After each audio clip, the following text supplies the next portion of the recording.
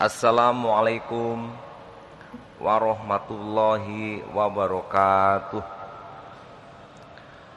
Alhamdulillah huwallazi arsala rasulahu bil huda wa dini haqq liyudhhirahu 'ala dini kullih walau karihal musyrikun walau karihal munafiqun. Allahumma sholli ala Muhammad wa ali Muhammad kama sholaita ala Ibrahim fil alamin innaka Hamidum Majid. Jemaah yang berbahagia, alhamdulillah kita bersyukur atas nikmat yang begitu banyak yang Allah berikan kepada kita semua.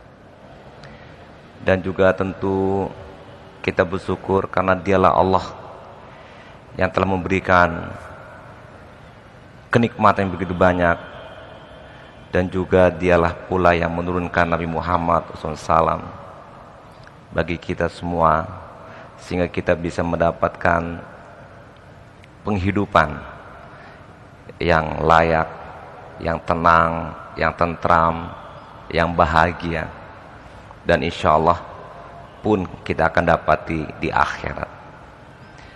Jemaah yang berbahagia, pada kesempatan ini kami akan memberikan wirid dengan judul Al-Hayah fi Dhilal At-Tauhid, kehidupan di bawah naungan tauhid.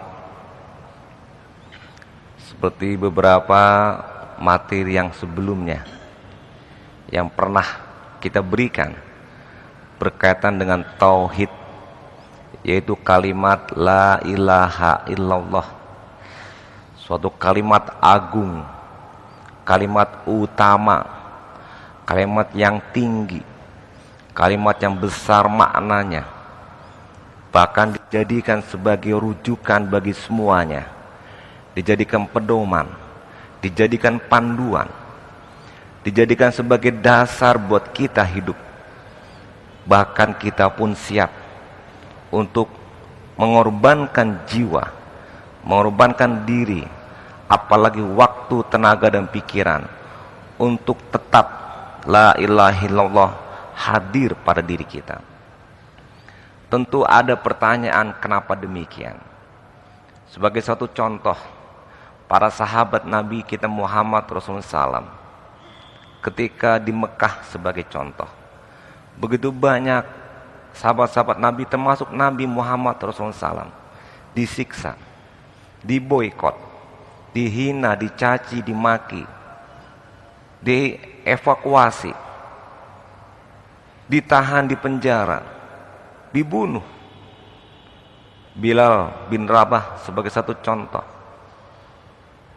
dia mempertahankan kalimat Allahu Ahad, kalimat tauhid la ilaha illallah, siap disiksa, dihimpit oleh batu yang begitu besar di tengah matahari yang begitu terik dan panas. Tapi Bilal tetap tidak mau sedikit pun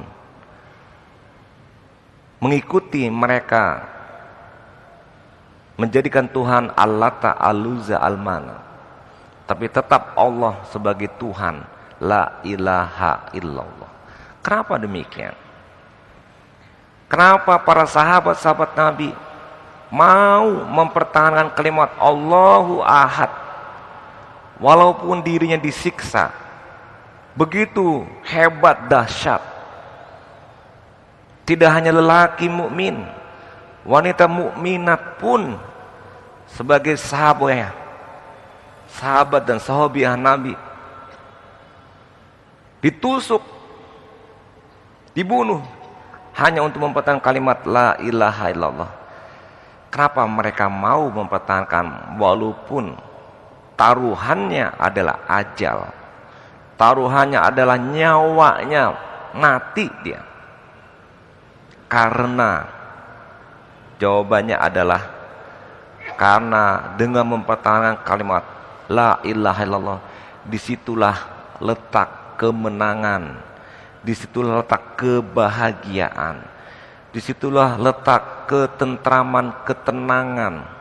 Disitulah letak kesuksesan. Dan disitulah Allah akan memberikan kita perlindungan dunia dan akhirat. Dan disitu pula letak atau kunci kehidupan yang sebenarnya. Dengan menjadikan Allahu Ahad, Allah ilah satu-satunya, maka dia hidup bahagia. Walaupun pada saat mempertahankan dengan komitmen yang tinggi, dia disiksa, dihina, tapi tidak ada artinya siksaan tersebut bagi mereka yang mempertahankan kalimat la ilaha illallah. Apalah lagi kehidupan dunia yang dipertahankan. Kehidupan dunia sebentar saja, bagaikan air buih di lautan, terlihat sebentar, hilang begitu tenggelam oleh ombak. Tidak ada selamanya kehidupan di dunia, sebentar saja. Sementara lautan lepas yang begitu luas, itu adalah kehidupan akhirat yang disebut oleh Allah dalam Al-Quran, abadi, kekal. Buat apa kehidupan kita di dunia yang sementara, yang kehidupan kita di dunia dijadikan sebagai untuk mencari bekal di akhirat, bukan bekal masa depan kita usia tua dan pensiun. Itu tidak apa-apa. Belum tentu kita hidup pun sampai pensiun, belum tentu hidup kita pun sampai tua. Bisa jadi besok lusa kita meninggal. Tapi kehidupan yang sementara itu tidak ada artinya bagi mereka yang mempertahankan kalimat la ilaha illallah. Begitu esensinya. Sehingga mereka yang mempertahankan Allah Ahad, la ilaha illallah, kehidupannya dia bahagia di dunia dan insya Allah di akhirat.